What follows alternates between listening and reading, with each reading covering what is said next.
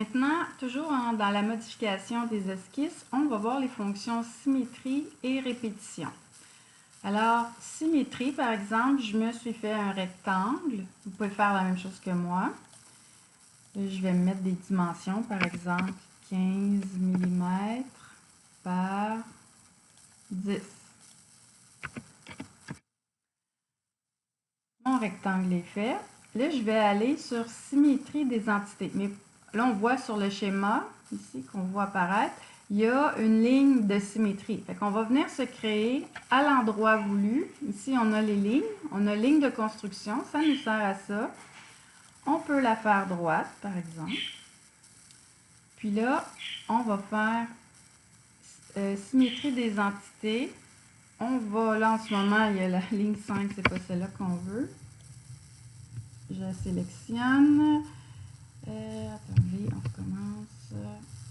Symétrie des entités, on peut les sélectionner comme ça. Ligne 1, 2, 3, 4, j'ai fait une fenêtre autour. Par rapport à quoi? Par rapport à cette ligne-là. Fait qu'on voit notre symétrie qui est apparue. Fait qu'on peut copier ou pas la forme originale. Si je fais OK comme ça, là, la forme initiale, en fait, n'est pas apparue. Fait que là, si je reviens, là, je l'ai perdu. Je vais faire CTRL-Z.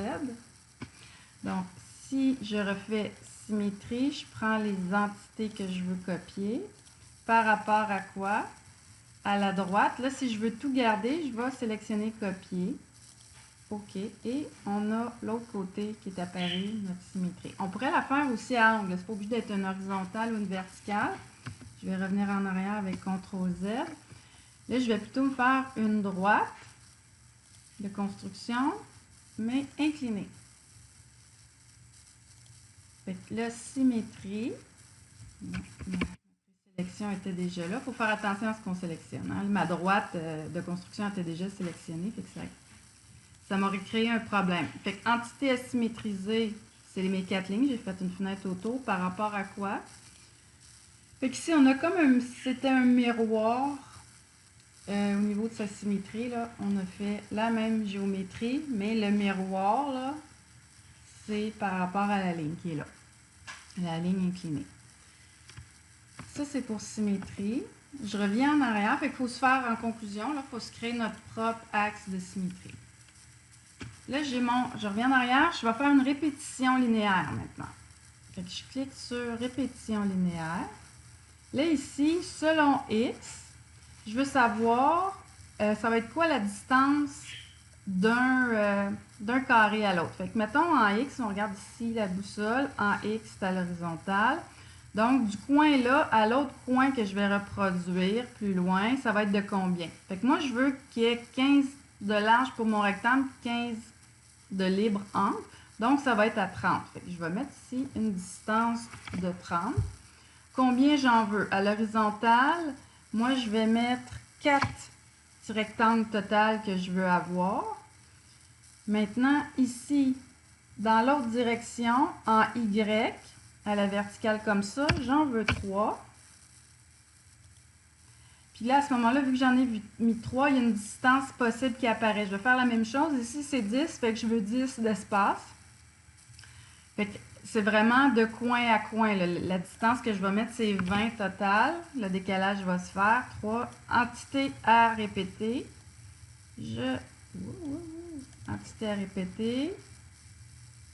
OK, il faut que je fasse une sélection. Les 4. Fait que j'ai mes 4 lignes et je fais, on a déjà un aperçu. Alors, bon, alors, ce qu'on a, espacement de 20 et occurrence 3 pour la direction 2 qui est à la verticale. Donc, d'ici au premier coin de l'autre carré, c'est 20. Au premier coin ici, c'est 20. Et dans l'autre direction, c'est 30 qu'on a. Fait que du coin ici au coin là, c'est 30. Au coin là, c'est 30. Au coin là, c'est 30. Et j'en ai 4. Là, ça a été vers la droite et vers le haut. Il y a possibilité d'inverser les directions ici. Fait que si je veux y aller, là, c'est ma direction X dans l'autre direction. Fait que je le ramène. Ou je pourrais faire la même chose, changer de direction vers le bas pour mon décalage, mes espacements qui se sont faits. Alors voilà. Ouais, j'ai pas terminé, je pense à ça. Il y a aussi une répétition qu'on appelle linéaire. On l'a fait, excusez.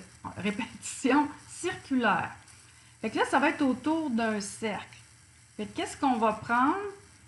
Bon, là, le point original, dans le fond, de notre cercle, je vais prendre l'origine qui est là par défaut, mais je pourrais mettre une coordonnée haute, je pourrais faire la sélection d'un point. Fait que autour de mon cercle, par exemple, j'en veux 7. Je veux 7 petits rectangles. Et sur un rayon, ici, j'avais mis 100, les entités à répéter. Je vais reprendre. Fait qu'on voit, je vais faire zoom au mieux. Fait qu'on voit ici, on a notre carré qui a tourné avec le cercle, qui a toujours gardé la même, dans le fond, orientation par rapport au cercle, puis il a été répété 1, 2, 3, 4, 5, 6, 7 fois. Ah oui, là, ici, je ne vous l'ai pas mis. Je ne l'ai pas dit. C'est sur un 360 degrés. J'ai mis le nombre de... Mais ça pourrait être sur 180. Mettons que je fais 180 à la place. Là, je fais OK. Fait que là, il a mis mes 7 carrés, mais sur 180.